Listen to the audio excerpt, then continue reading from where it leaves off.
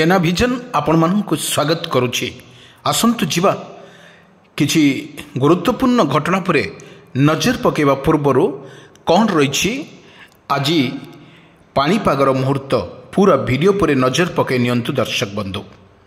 हाँ दर्शक बंधु आमे कही रखुछु बारंबार ओडिशा रे वर्तमान लघुचाप को एवं वर्षा को नहीं हाई अलर्ट जारी करथिला आंचलिक पाणीपाग विज्ञान केन्द्र, किंतु वर्तमान ओडिशा रे लागी रही ताती आउ गरम एवं खरा, असह्य खरा एवं गरम रे लोक हंतसंत होउचंती।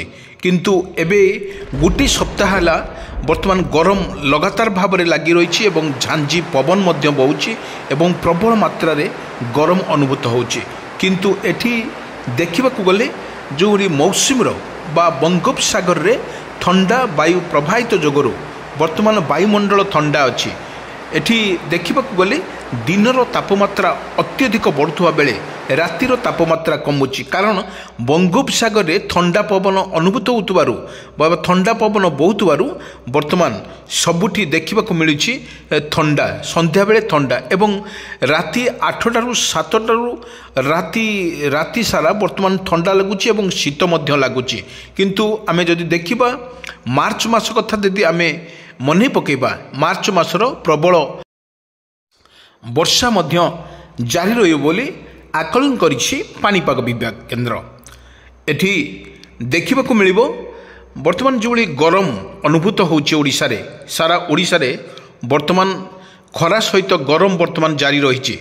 किंतु देखिबाकू गले आज 11टा एवं 11टारू 3टा पर्यंत आकाश मध्य मेघाच्छन्न रहितला।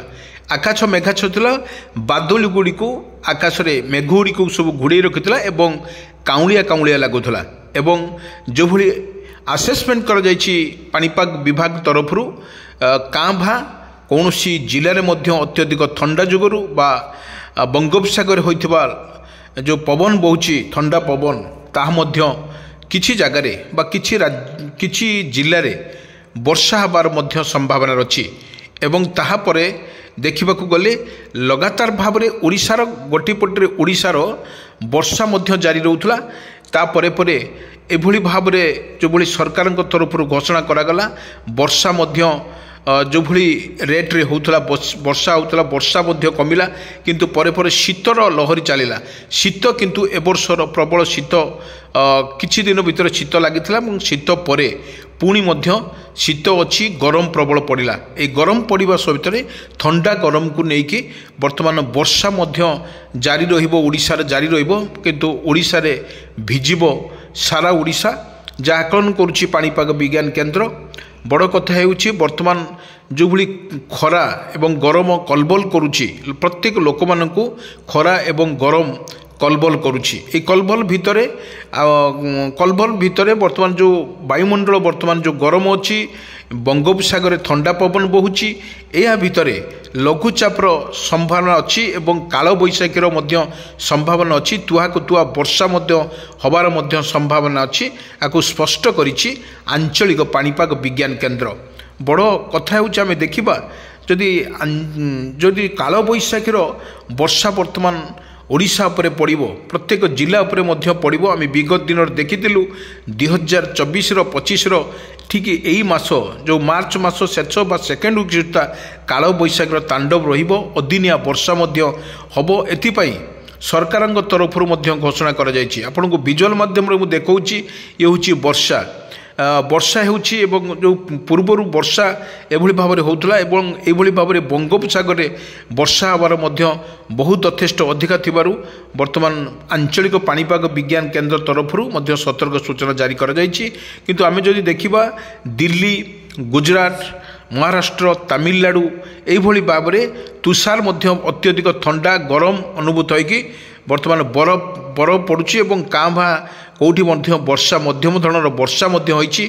वर्तमान जहाँ अपडेट खबर सामना को आसुछि दिल्ली कथा कहतु, हरियाणा कहतु, मणिपुर कहतु, हिमाचल प्रदेश कहतु एभली भाव में वर्षा मध्य जारी रहुछि एवं ओडिशार परिस्थितिटा अति सांघातिक हबो बोली आकलन करा जाउछि।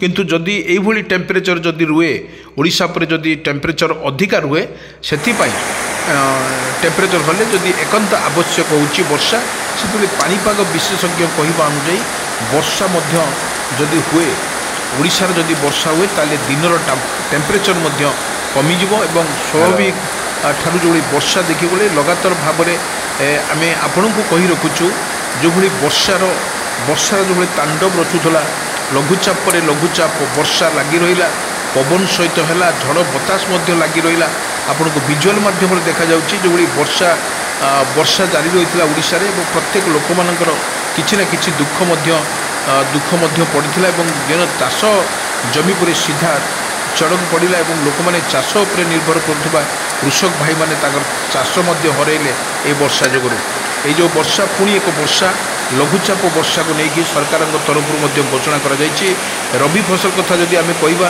प्रत्येक कृषक भाई मान रबी फसल कर रक्षा करेंगे से कृषि विभाग तरफ सूचना दी जाइए आपण जदि वर्षा आसे जदि वर्षा हुए और काल बैशाखी हुए से सतर्क रही था से किपरि रबी फसल आपन को सुरक्षित करेंगे से सरकार सब चिंता करुँच बड़ कथा हूँ जो गरम लगी रही ओडिशा रे सिझुची बर्तमान ओडिशा प्रत्येक सकाळू ठारू 10टा 11टा पर्यंत कृषक भाई माने निजर क्षेत्र में काम करें पुणी 4टा बेले 3टा बेले आसिक से पुणी क्षेत्र में काम करें कि सरकार तरफ घोषणा करी जदि वर्षा रुहे बारंबार जदि वर्षा लगी रहे तार जदि टेम्परेचरटा जदि अधिका रहे ताले वर्षा हेले निश्चित भाव में टेम्परेचर कमियो बोली सरकार तरफ घोषणा कर आखि आगे रखी बर्तमान उत्तर ओडिशा आउ दक्षिण ओडिशा कथा कहतु